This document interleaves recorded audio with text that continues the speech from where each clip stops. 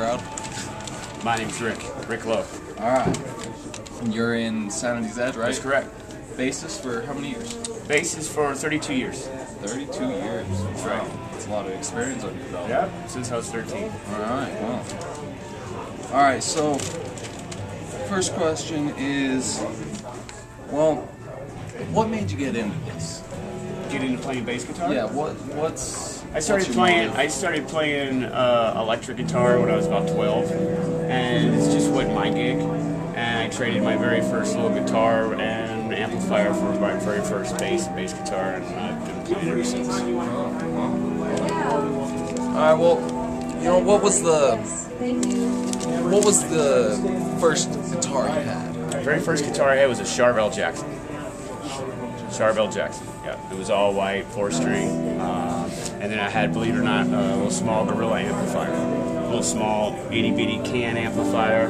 And then I just got, now I've got 4 guitars and 3 amplifiers and about 15 different pedals. And just love slapping the bass. No, I can't disagree with you there. What's touring and recording like? Is there any like stresses on it? Absolutely. I mean, you need to have some sort of product to pitch, something to show off. So in the recording process, you want to make sure that you cover all your bases and have different ways of recording to come out with different kind of tones, and then that gets played down to any kind of format of recording, whether it be CD or tape or back in the day vinyl and stuff like that. And then yeah, exactly. And then when you're actually when you're touring, then you're actually going to be performing that to the best of your ability. Of course, recording and live are 2 different things, and especially nowadays with all the computer recording, there's a lot of stuff that can be done that can't really be done live, that you have to compensate for, whether it be sound effects or some sort of tracks or something like that. What are some of the variations you've used over the years? Oh, good grief! Anything from analog reel-to-reel recording. When in the old days, there were studios. You'd go and you'd spend $35 to $150 an hour to have someone record your stuff. And nowadays, it's all done on computers, so that's kind of changed the whole format. Now, individual bands and individual people can actually take the reins a little bit more themselves and actually have their own home recording, and then take that recording to someone and have them final it or master it down. And then it's all a matter of just cutting out and pressing CDs and getting the artwork done, and then pushing it and selling that in T-shirts at your shows.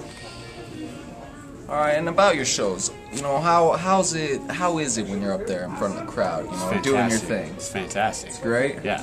What would you say to kids like me and this guy to get us inspired to get up and out there? Dude, the hardest part is getting gear, and then once you get the gear, then it's just a matter of just believing in it and just being persistent and have fun with it. If you ain't having fun with it, then it comes off as forced, and you can tell when someone's on stage and they're freaking killing it, and they're versus someone that's not digging it whatsoever.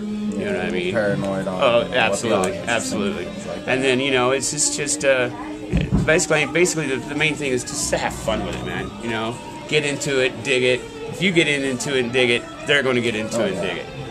All right, and after this 35 years, are you still in love with it? Is Absolutely. Your career your passion? That's what I do, man. It's between jamming with Sanity's Edge and working for Guitar Center for as long as I have, I get a huge kick out of turning kids on to getting them started. I've sold guitars to kids that are like 8 or 9 years old, and over the last 14 years, just watched them grow up, and they're just freaking little badass guitar players now. So there's a lot to be said about sharing and turning that over and keeping the passion alive with the generation nowadays. Well, my final question, are you still ambitious about it? You've been with Sanity's Edge for a while, I've guessed. Yeah. And are you still ambitious to get out there, record, do gigs? Absolutely. We got another gig coming up on the 31st at the Roxy, and I'm super excited about that. We had the huge Nightmare Before Christmas show at the Gothic just a couple weeks ago. So I mean, dude, there's nothing like getting in, like especially the Gossett Theater. That's a great venue, huge stage, big lights, lasers, smoke, you know, and it's just like, wow, dude, this is bomb, you know. And Denver, the Denver metal scene is really over the last couple of years has really exploded a lot better than it has been in a few decades. Well, man, you know, I appreciate your time, and you know, I gotta say, keep on rocking. Rock it out, brother. All right. Well, peace.